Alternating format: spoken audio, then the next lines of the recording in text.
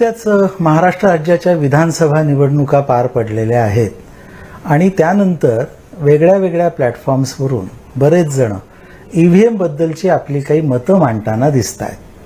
त्यातल्या बऱ्याचशा मतांना काही आधार नसतो, माहितीचा त्याला बेस नसतो असं पण कधी-कधी दिसतं आणि त्याच्यातून गैरसमज वाढतात, अफवा पसरतात। पण या सगळ्याला छेद देणारी एक महत्त्वाची गोष्ट आपल्या समोर मी मांडतो आहे। आपल्याला कल्पना आहे की मतमोजणीच्या दिवशी जे व्होट काउंटिंग होतं, म्हणजे ईव्हीएम मधले जी व्होट्स पडलेली आहेत त्याचं काउंटिंग होतं। या काउंटिंगच्या सगळ्या राउंड्स झाल्यानंतर भारत निवडणूक आयोगाच्या नियमानुसार प्रत्येक विधानसभा मतदारसंघातल्या 5 मतदान केंद्रांच्या व्हीव्हीपॅट्सची निवड केली जाते। ही निवड रँडम सिलेक्शन पद्धतीने, म्हणजे क्रमांकाच्या चिठ्ठ्या टाकून त्यातल्या कोणत्याही 5 या उचलल्या जातात आणि त्या क्रमांकाच्या मतदान केंद्रावर असलेलं व्हीव्हीपॅट हे उपस्थित असलेले सगळे जे काउंटिंग एजंट्स आहेत यांच्या समोर आणलं जातं आणि त्याच्या स्लिप काउंटिंगसाठीच्या विशिष्ट कक्षामध्ये त्याला केज्ड असं एक व्यवस्था केलेली असते। त्या ठिकाणी या व्हीव्हीपॅट स्लिपचं काउंटिंग केलं जातं।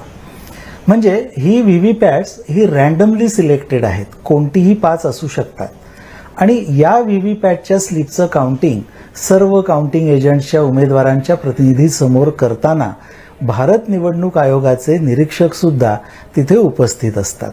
हे काउंटिंग कशासाठी केलं जातं तर व्हीव्हीपॅटमधल्या स्लिप्स बाहेर काढून उमेदवार निहाय प्रत्येकाला किती मतं मिळाली हे त्या स्लिप्सवरून कळतं आणि आधीच्या ईव्हीएम काउंटिंगच्या राऊंडमध्ये त्याच पोलिंग स्टेशनच्या ईव्हीएममध्ये त्या उमेदवारांना किती मतं पडलेली आहेत ती संख्या सर्वांकडे उपलब्ध असते।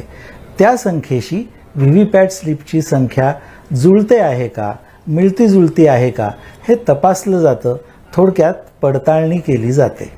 सांगायची गोष्ट ही आहे की आपल्या या महाराष्ट्र विधानसभा निवडणुकीच्या मतमोजणीच्या दिवशी महाराष्ट्रातल्या 288 विधानसभा मतदारसंघात प्रत्येकी 5 मतदान केंद्र या पद्धतीने एकूण 1440 एवढ्या व्हीव्हीपॅट्सच्या स्लिप्सची मोजणी करण्यात आली आणि या स्लिपच्या मोजणीनंतर जी राजकीय पक्षांच्या उमेदवारांच्या प्रतिनिधींसमोर करण्यात आली, ही मोजणी केल्यानंतर अशी पडताळणी दिसून आली की त्यात पडलेली उमेदवार निहाय मतं आणि ईव्हीएममध्ये पडलेली उमेदवार निहाय मतं ही तंतोतंत सारखी आहेत, त्याच्यामध्ये कुठलीही तफावत नाही असं आढळून आलं।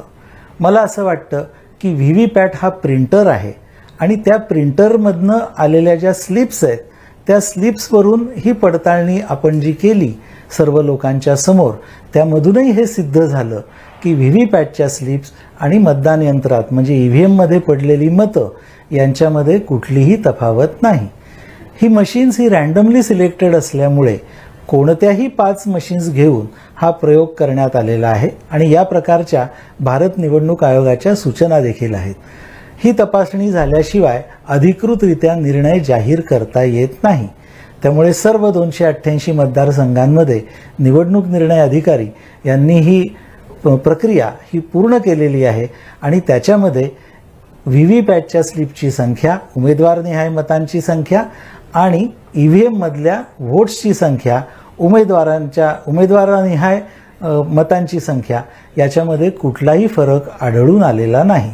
यावरून व्हीव्हीपॅट आणि ईव्हीएम यांच्या कार्यपद्धतीबद्दलचे काही गैरसमज असतील तर ते दूर व्हायला हरकत नाही असं मला वाटतं।